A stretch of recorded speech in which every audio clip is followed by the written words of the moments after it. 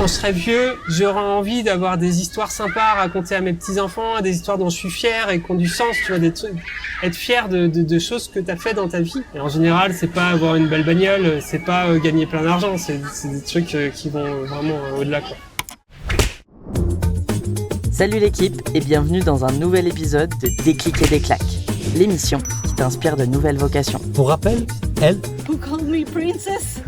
c'est Diane. Et lui, C'est reparti pour c'est Théo. On est meilleurs potes et on t'emmène dans les coulisses de notre expédition à vélo à la rencontre d'humains qui changent le monde. Prêt à prendre des grandes claques d'inspiration ? Installe-toi bien confortablement, car ça commence maintenant. Dans ce nouvel épisode, on fait cap sur le Mexique, un pays qu'on a tellement kiffé qu'on a bien failli s'y installer. On t'emmène rencontrer non pas un, mais bien deux étrangers au bout du monde, différents dans leur style d'action, mais tout aussi inspirants. Le premier nous vient de France, et il est explorateur. Au début, l'idée, c'était donc il y a 10 ans, de trouver partout autour du monde des innovations low-tech, les documenter et faire cette espèce de base de données pour que n'importe qui puisse les répliquer. Et donc le mieux, c'était d'aller voir directement sur place les gens qui les inventaient, comme ce que vous faites, pour voir dans leur contexte comment elles ont été développées et puis bien les documenter. Pour voyager autour du monde de manière écolo avec son laboratoire, c'était soit le jet, le labo jet, soit le labo catamaran et on a choisi le deuxième. Et on pensait que ça allait durer 3 ans. Ce tour du monde, ça a duré 6 ans. Parce qu'en fait, voyager en bateau, c'est voyager à la vitesse d'un vélo, en gros.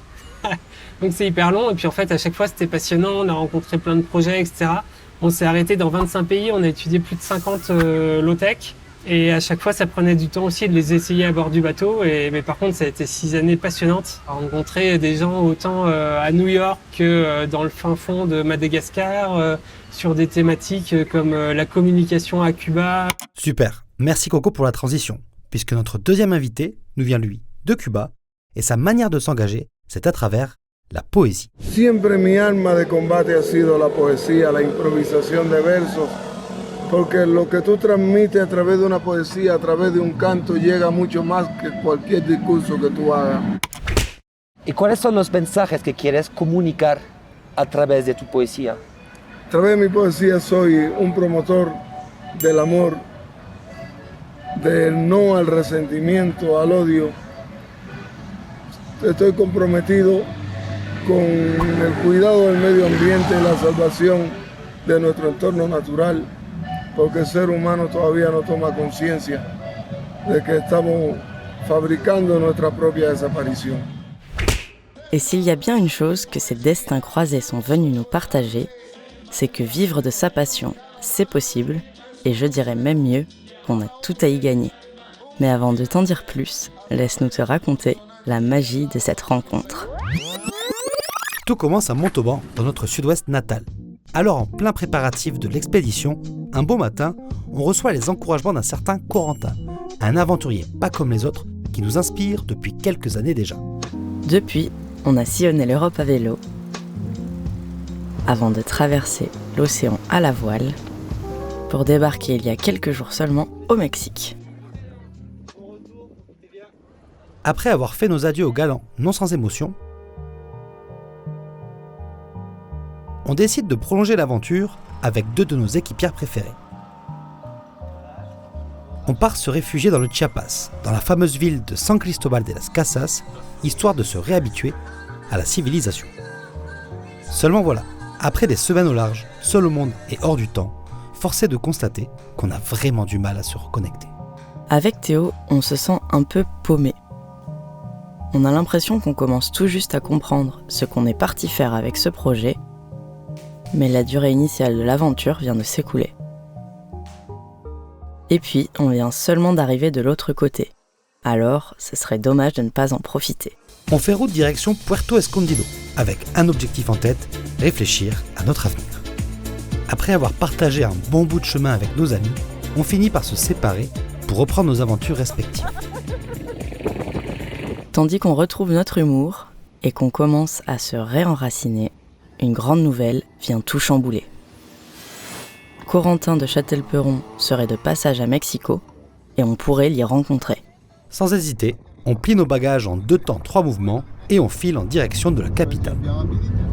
Et une petite pour la 12 pour arriver à Mexico. Bon, Oh, le petit œuf de Pâques. Il est temps de faire du neuf parce que là, il n'y a plus rien qui tient là. 2 semaines sans lessive. Tu nous as fait un nœud de quoi là? Un nœud pape. Et après un Indien dans la ville, j'ai nommé 2 marins dans un café. On a retrouvé notre meilleur barrio de hipster. Café, frío, con leche de almendras, un shot de yerba mate. T'as pris ça? Non. Juste le temps de prendre une douche, de se changer, et nous voilà partis. Bon, aujourd'hui rencontre assez particulière parce que après 2 ans depuis notre premier contact et devenu low-tech explorer, on se retrouve du même côté du globe que Corentin qui vient de finir avec Caro sa mission biosphère dans le désert qu'on a hâte de découvrir. Et du coup aujourd'hui on rencontre Corentin Châtel-Peron, fondateur du Low-Tech Lab. Trop excité de vous partager cette rencontre. Corentin, prise 1, c'est parti. Corentin, merci beaucoup d'être là, trop cool de nous accorder du temps. Ouais, cool de se croiser ici, ouais. Ouais, le hasard fait bien des choses. Est-ce que pour commencer, tu pourrais nous dire qui tu es et quel est ton parcours? Je suis breton à la base, j'ai fait une école d'ingénieur, l'ICAM à Nantes. Assez vite, je suis parti au Bangladesh pour bosser dans un chantier naval et j'ai commencé à bosser sur un matériau à base de fibres de jute. Et j'ai vécu du coup 4 ans au Bangladesh et c'est là-bas que j'ai découvert un peu le monde des low-tech. Est-ce que tu peux nous redonner une petite définition claire et simple des low-tech? Au Low-Tech Lab, on dit que c'est des savoir-faire ou des technologies qui répondent à 3 critères. Utile, accessible, durable. Utile parce que ça répond à des besoins de base, donc ça peut être accès à l'eau, l'énergie, la nourriture, le recyclage des déchets, l'hygiène, la santé, même la communication. Accessible à tous, c'est la différence avec les high-tech, c'est pour ça qu'on a choisi d'utiliser le mot low-tech. C'est que ça peut être fait localement, appropriable, en général réparable, etc. Et durable, parce que c'est respectueux des humains et de la planète. Qu'est-ce qui cloche dans ce monde selon toi? Faudrait voir ce qui cloche pas, peut-être que ce serait plus rapide de répondre à la question, mais je sais pas, moi, c'est en habitant au Bangladesh que j'ai vraiment remarqué à quel point on vivait dans un monde complexe, parce qu'au Bangladesh, j'ai découvert comment on fabriquait nos habits. Je me souviens d'un jour où j'ai visité une usine où ils recevaient des jeans et ils devaient les abîmer, tu sais, faire avec des machines à poncer par exemple pour faire les bords des jeans abîmés, ou il y en a qui sablaient les jeans pour les décolorer. Enfin, il y avait plein de machines inventées pour abîmer les jeans et qui soient vendus au final ensuite en Europe. Et en fait, j'ai commencé à découvrir que derrière chaque objet de notre quotidien, quand t'as une vie classique française, il y a une histoire de dingue, en fait. Ça demandait une énergie de dingue, des ressources qui ont été puisées dans le monde entier. Ça demandait des dizaines ou des centaines de personnes. Et j'ai jamais voulu être le commanditaire de toute cette histoire-là, quoi. Je trouve que le monde d'aujourd'hui, ce qui cloche, ouais, c'est que c'est pas efficace, quoi. C'est pas logique. Il y a mieux à faire. Il y a mieux à faire, ouais, c'est sûr. À quoi ça ressemble selon toi le monde de demain équipé de low-tech? Faudrait... j'ai fait 30 films et 3 bouquins pour expliquer ça, donc c'est pas facile. C'est pas facile de résumer en quelques phrases, mais je connais la démarche en fait. C'est d'essayer de voir quels sont nos besoins réels, de quoi on a envie, et d'y répondre de la manière la plus intelligente, la plus maligne, la plus efficace possible, la plus écolo. Et maintenant que j'ai vu toutes ces initiatives low-tech dans les transports, dans la manière de s'alimenter, dans la manière de se vêtir, de se loger, dans tout, en fait, faut tout réinventer. C'est un truc qui est hyper excitant. Quel parallèle tu fais entre la sobriété et la décroissance avec le low-tech? J'aime pas trop les mots de sobriété et de décroissance parce que t'as l'impression de revenir en arrière ou t'as l'impression qu'il va falloir se contraindre. Or, moi, j'ai l'impression qu'on peut aller vers un truc vachement mieux que maintenant. On a choisi des indicateurs avec lesquels on mesure la croissance, par exemple, dans un contexte qui n'est plus le même maintenant. On était dans une croissance économique folle, qu'on voyait pas les limites de la planète, qu'on voyait pas notre impact sur la planète, le réchauffement climatique, la biodiversité qui s'écroule, etc. On a choisi des indicateurs qui ne dépendaient pas de ça. Mais aujourd'hui qu'on a compris que voilà, c'est comme si les règles du jeu avaient changé, il faut changer d'indicateur. Et donc je suis pour une croissance folle, mais selon des indicateurs qui sont différents. Donc, tu vois, j'ai pas l'impression de me limiter, au contraire, j'ai l'impression de progresser, j'ai l'impression que c'est une marche en avant, tu vois. Tu disais, ça fait 10 ans que t'as monté ton asso, t'as aussi beaucoup voyagé avec le nomade des mers. Est-ce que tu peux nous raconter un petit peu cette période-là, ce que tu faisais sur ce bateau? Ouais. En fait, au début, l'idée, c'était donc il y a 10 ans, de trouver partout autour du monde des innovations low-tech, les documenter et faire cette espèce de base de données pour que n'importe qui puisse les répliquer sur des thématiques comme la communication à Cuba ou l'agriculture urbaine à Singapour ou l'énergie au Sri Lanka. Enfin, vraiment, c'était passionnant et au fur et à mesure de ces années, on a vu aussi qu'il y a toute une communauté qui s'intéressait à ça. Parce qu'il n'y a pas grand monde qui parlait de low-tech quand on a lancé le truc en 2013. Et là maintenant, c'est génial de voir que il y a plein de gens autour du monde qui font leur truc, qui se fédèrent et qui essaient de bouger nos modes de vie. Et ça, c'est trop cool. Ouais. On est un peu triste pour Total parce que ça en fera moins d'ingénieurs, mais c'est comme ça. Ouais, c'est clair. Ça fait donc 10 ans que ça monte ce projet-là. C'est un parcours qui est atypique, mais que je trouve super inspirant. Ça fait quoi de vivre de sa passion depuis 10 ans? Bah, je pourrais pas faire autre chose que vivre de ma passion maintenant que je sais que c'est possible, parce que je me souviens quand j'étais en école d'ingé et que je cherchais mes stages ou un boulot, et ben ça me donnait pas du tout envie en fait. J'avais pas compris qu'on pouvait créer son boulot. Maintenant que je repense à ça, je repense même à comment j'ai choisi mon école. Les critères de sélection d'école, c'était des critères de salaire à la sortie. Je sais pas pour vous si c'était pareil, mais tu choisissais ton école en fonction des notes que tu avais, donc l'école à laquelle tu pouvais accéder, et en fonction du salaire à la sortie, en gros du level dans la société auquel tu pouvais arriver après. Et même maintenant, en fait, je me dis, c'est complètement ridicule comme critère. Il faudrait des critères pour voir à quel point tu es content dans ton job, à quel point il correspond à ta passion, à quel point tu es épanoui dans ton boulot et tout ça, quoi. Et là, de ce point de vue-là, mais je suis trop content. J'aurais pas pu trouver un boulot qui réponde aussi bien à mes passions, mes compétences. Et encore que mes compétences, je les développe au fur et à mesure. Je fais plus du tout un boulot purement d'ingénieur, mais au sens aussi que tu as envie de donner. J'ai l'impression qu'il faut plutôt se dire, OK, vers quel monde on a envie d'aller, et essayer de trouver le boulot qui va te permettre de contribuer à construire ce monde-là. Et si tu aurais Aïe. Pour la postérité, n'oubliez pas que les si n'aiment pas les ré. un conseil à donner à une jeunesse qui a du mal à se projeter dans son futur, qui est un peu coincée dans sa routine, quel est le message que le conseil que tu aimerais leur donner? Quand j'étais au Bangladesh, j'avais pas mal réfléchi à... Je me projetais à moi quand je serais grand-père. Bon, alors j'ai toujours pas d'enfant, je serai peut-être jamais grand-père, mais je veux dire quand je serai vieux. Et me dire, en fait, quand je serai vieux, j'aurai envie d'avoir des histoires sympas à raconter à mes petits-enfants, des histoires dont je suis fier et qui ont du sens, tu vois, des trucs, être fier de choses que tu as fait dans ta vie. Et du coup, j'ai commencé à avoir des dialogues avec mon grand-père fictif et il m'a vachement aidé. Et donc, c'est ça que je conseillerais, je pense. De s'imaginer un futur, de s'imaginer soi vieux et se demander ce qu'on a envie de faire. Ouais. Et en général, c'est pas avoir une belle bagnole, c'est pas gagner plein d'argent, c'est des trucs qui vont vraiment au-delà, quoi. Et c'est plus facile à faire quand tu sors d'études. Par exemple, quand t'es jeune, t'as moins de contraintes pour choisir le mode de vie que tu veux, en fait, et expérimenter des choses. Parce qu'une fois que, j'en sais rien, t'as une famille, des enfants, un emprunt, etc., c'est beaucoup moins facile, en fait, de changer de mode de vie. Et donc, plus t'es jeune, plus c'est facile d'expérimenter, et je pense que c'est en expérimentant que t'apprends le plus vite, tu te fais des convictions, etc. Faut pas rester trop d'années à réfléchir, faut faire. Est-ce que tu as une recette du bonheur? Et si oui, est-ce que tu aimerais nous la partager? Faut essayer de se satisfaire du minimum.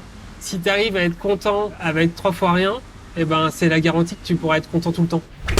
Vous avez navigué par exemple pendant 3 semaines pour traverser l'Atlantique, vous aviez pas de téléphone, donc vous aviez pas tous les plaisirs qu'apporte d'habitude le téléphone, donc, et vous avez quand même, ça a peut-être pris quelques jours, mais vous êtes déconnecté et vous avez appris à être content quand même sans ça. Et en fait, quand vous êtes revenu, c'était devenu un bonus, le téléphone, est-ce que vous apporte le téléphone. C'est pareil pour la nourriture, c'est pareil pour plein de trucs. Et c'est pour ça que quelquefois, il faut s'extraire un petit peu des choses. Par exemple, si tu arrives à être content juste, j'en sais rien, en méditant, c'est génial, puisque en fait, t'as besoin de rien pour méditer. Ça nous a fait penser à notre ami Parsa, qui disait que méditer, c'est militer. Quoi de plus anticapitaliste que de s'asseoir et de ne rien faire? Tu te verses un salaire depuis peu, un SMIC, tu nous as dit. Mais est-ce que tu peux nous dire à quel point t'avais besoin de pas grand-chose que du strict minimum? Ouais, je me suis rendu compte que en devenant le plus minimaliste possible, j'avais l'impression d'être plus libre. J'ai moins d'objets, j'ai moins, je sais pas, c'est une impression de liberté. Et ça veut dire regarder de près chaque paramètre de son mode de vie, et ça, je trouve ça assez passionnant. C'est un peu une démarche japonaise, de perfectionniste. Et j'aime bien me dire, ok, est-ce que tout ce que je possède est vraiment utile? Et par exemple, depuis 2 ans, j'ai plus d'ordinateur.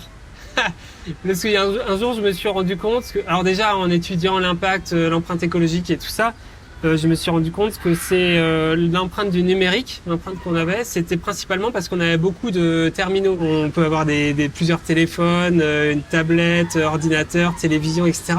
Et c'est le fait qu'on en ait plusieurs qui plombe notre empreinte écologique. Et je me suis rendu compte que mon ordinateur et mon téléphone rendaient les mêmes services. Et qu'un téléphone, c'était beaucoup plus petit, ça tenait dans la poche, la batterie tient toute la journée, tu peux les réparer n'importe où, ça coûte moins cher, etc. Et du coup, j'ai plus d'ordinateur et j'ai par contre relié un clavier et un port USB à mon téléphone. Et maintenant, j'ai un ordinateur low-tech. J'ai fait ça un peu pour tout. Mais au point de regarder l'argent que j'avais en banque, je me suis dit, l'argent que j'ai en banque, c'est à moi et il y a un banquier qui doit être en train de l'utiliser pour faire des trucs que j'ai pas choisi. Pourquoi le laisser à la banque? Et du coup, j'ai acheté une forêt. Et je vais planter des arbres régulièrement dans la forêt, à Musiac, dans le Morbihan. C'est un long chemin, c'est pas du tout parfait et c'est ça qui est cool aussi. Mais ouais, ça me passionne d'essayer de vivre mieux avec moins. Génial, merci. T'as d'autres questions, Diane? Non, ça me fait beaucoup penser au fait qu'on se disait, mais en fait, on parle d'écologie, mais c'est juste du bon sens, en fait. Ouais, carrément, ouais. Sur plein de choix, l'économique, l'écologique et le bon sens vont ensemble, quoi. Tant mieux. Sinon, ce serait galère de me convaincre. Génial, merci beaucoup, c'est top. Écologie ou bon sens, travail ou passion, salaire ou bonheur, cette rencontre avec Coco continue de nous plonger dans nos réflexions du moment. Depuis qu'on a quitté la France, il y a 3 mois, on ne cesse de se demander quelle direction donner au projet. Théo, on est dimanche. Mais surtout, quelle est notre mission? Et ça tourne, en boucle, encore et encore. J'espère juste que Inspire va servir de déclic. C'est ça. Après, J'écoute le DJ, un pour les hits, on tape dur dans le zine, deux pour les hits. Vivre à Mexico, c'était l'opportunité rêvée de renouer avec notre grande amie et ancienne coloc Agathe, qui vit ici depuis 5 ans. Cependant, on était loin, mais genre très loin d'imaginer que l'hospitalisation de sa copine Macha nous apporterait de nouvelles réponses. Pendant que mon otite récidive, Théo se rend aux urgences, où il fait la connaissance de Miguel. La vida nos trae de emergencia por una situación en peligro de mi padre y de pronto me encuentro con todos estos elementos, con todas estas personas que están aquí en México. Está Emiliano de Cuba, está Mariel en la Ciudad de México también, está Théo que llega de Francia y bueno, el proyecto se llama El Volcán de la Palabra. Ah oui, parce que Miguel est justement en train de finaliser un documentaire sur la poésie improvisée. Entonces propongo ir al volcán para concluir el proyecto. Et donc je suis parti avec Miguel, Marielle, on a récupéré Emiliano et on a passé une journée de dingue. C'était incroyable, je me suis senti comme un gosse. J'avais pris la caméra de Diane pour la première fois. J'étais vraiment j'étais comme un enfant. Et j'ai rigolé parce qu'en montant dans la voiture, je me dis il va falloir qu'on s'arrête acheter du mezcal pour me réchauffer la voix. Parce que c'est vrai que les artistes doivent prendre soin de leur voix. Porque no hay historia humana que a través del universo no quepa dentro de un verso o dentro de una jarana. C'est au retour de cette journée mémorable que Théo m'a dit « Diane, il faut absolument qu'on interviewe ce gars. » Emiliano, entrevista parte 1. Emiliano, un placer de encontrarte, de conocerte. Igualmente. Tú eres un maestro improvisador de la poesía. ¿Puedes contarnos cuál es tu historia? ¿Quién eres? Bueno, lo primero que te puedo decir es que soy un juglar. Soy Emiliano Sardiña. Soy cubano. Por tradición familiar o por factor natural, me llegó la capacidad, el talento de improvisar, de organizar las palabras y de llegar a lo que hago, que es hacer poesía improvisada más que todo a través de una estrofa que se llama décima. ¿Puedes como explicarnos qué es una décima? Una décima es una estrofa de 10 versos que surgió en España en el siglo XVI. Definieron esta estrofa que es así: primer verso con cuarto y quinto, segundo con tercero, sexto con séptimo y décimo, y octavo con noveno. A, B, B, A, C, C, D, D, C. Los consonantes tienen que ser perfectos, no puede haber asonancia si es toda la rima consonante, la medida de los versos octosílabos, aplicando la ley de los acentos. ¿Qué te digo? Que si la palabra que te da el verso termina en una palabra aguda. Bon, j'avoue, même moi à ce moment-là, je fais semblant de comprendre. Alors quoi de mieux pour débuter qu'une petite démonstration? ¿Puedes como dar consejos a jóvenes que ya no tienen esperanza en su futuro, en una décima? Ahora mismo, Cuando quieras. aconsejo por completo a toda la juventud que hay que tener actitud para cumplir cualquier reto. El joven digno completo no descansa ni un segundo. Se debe sentir profundo. Se debe pensar bien alto para tomar por asalto la salvación de este mundo. Increíble. Increíble.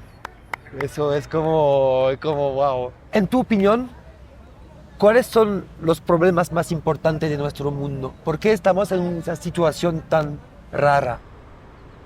Porque yo creo que el ser humano es una obra inacabada y todavía no ha llegado a su desarrollo pleno ni a su madurez plena para manejar la mente motora, la mente emocional y la mente intelectual al mismo tiempo adecuadamente para ser productivo desde su punto de vista físico, emocional y también intelectual. Filipo, ¿cuándo empezaste? ¿A qué edad? Empecé ya con 21 años. Desde ese tiempo supe que era mi camino. ¿Puedes como explicarnos cómo el arte, como la poesía sirve a defender las cosas que son como importantes para ti mismo? Mi forma de criticar, mi forma de convocar, mi forma de protestar ha sido mediante la poesía improvisada, mediante la décima, cantándola o recitándola. ¿Y cuáles son los mensajes que quieres comunicar a través de tu poesía? A través de mi poesía soy un promotor del amor, del no al resentimiento, al odio. Estoy comprometido con el cuidado del medio ambiente y la salvación de nuestro entorno natural, porque el ser humano todavía no toma conciencia de que estamos fabricando nuestra propia desaparición. En tu opinión, ¿en qué manera el arte puede y debe como ayudar a cambiar el mundo para un mundo más sostenible, más justo? La manera que tiene el arte para cambiar el mundo, para ir por un mundo más justo y sostenible, es que sea un arte real, un arte sincero y un arte comprometido con la verdad. Mientras se base en el egoísmo, en la ambición, en el mercantilismo, no es arte, es negocio y no va a lograr los cambios que los tiempos y la vida necesitan. ¿Cuál es tu receta de la felicidad? La receta de la felicidad es sentirse útil, estar bien con uno mismo y saber que juegas un papel importante en la vida para otra persona, que puede cambiar personas y que puede cambiar comunidades y entornos con tu talento y con tu actitud. Y por fin, ¿podrías darnos como una décima sobre la naturaleza? ¿Piensas? Dice, debemos seguir cuidando la madre naturaleza, porque si salvamos esa, ya nos estamos salvando. Nadie que vaya talando el árbol que más se aprecie, que su destrucción no arrecie ni en nosotros ni en otros, que depende de nosotros la salvación de la especie. Gracias, Emiliano. Un placer. Et c'est à la suite de ces deux rencontres passionnantes et passionnées qu'on a enfin mis le doigt sur ce qu'on cherchait. La vida es eso, la improvisación es eso. La improvisación es creer profundamente en lo que no tienes y en lo que puedes encontrar. Plus que des solutions d'avenir, des business models innovants ou même des boulots écolos, désormais, notre mission sera d'inspirer des vocations engagées. La entrega, que entregarse a lo que uno ama es muy importante. Que ese riesgo, tomar esos riesgos, ser valiente y caminar por senderos donde no hay camino. Improviser, prendre des risques, avoir confiance et surtout faire ce qu'on aime. À ce moment-là, on était loin de s'imaginer que c'est à Mexico City qu'allait naître l'idée de cette nouvelle web-série. J'ai nommé Déclic et des claques, l'émission qui t'inspire de nouvelles vocations. On espère qu'à toi aussi, ces claques t'auront donné le déclic. Et qui sait, peut-être même inspirer de nouvelles voies. Et en attendant le prochain épisode de Déclic et des claques, retrouve en description notre sélection spéciale de ressources pour aller plus loin. Et si tu souhaites en voir davantage, tu peux soutenir l'émission en faisant un don à l'association. Merci beaucoup et à très vite sur La Planète Inspire. Vas-y, talopes. Vas-y, lève-le, yeah, voilà, là, tu vas me faire percer, toi, Théo? Ouais, mais je sais pas si ça va se passer aujourd'hui.